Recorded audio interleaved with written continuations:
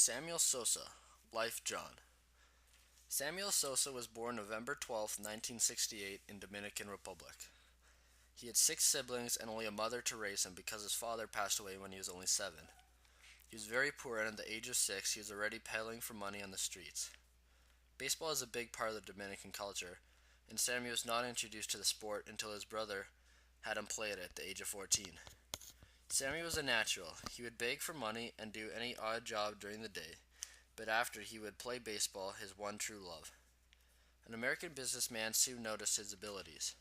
His name was Bill Chase. He had a job in Dominican running a factory.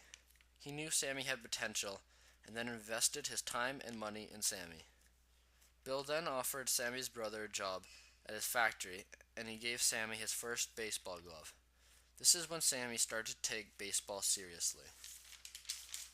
At the age of 15, Sammy had already gotten his first major league offer from Philadelphia Phillies. Many scouts found Sammy's free-swinging style very attractive. Sammy was surprised by their interest because he had only been playing for 1 year at this point, but he was still underage and had to wait another year.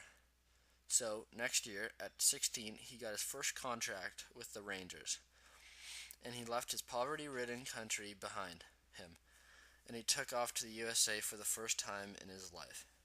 For the next 3 years, Sammy got traded around and played for the minors. He finally got traded to the Cubs, and this is where Sammy would spend the most of the rest of his career. For many years following, he made himself out to be a top MLB player.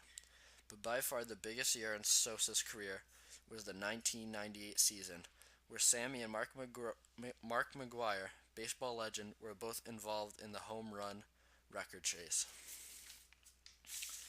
Both players had an incredible talent to hit home runs, which brought national attention as they both attempted to pass Roger Maris's single-season home run record of 61.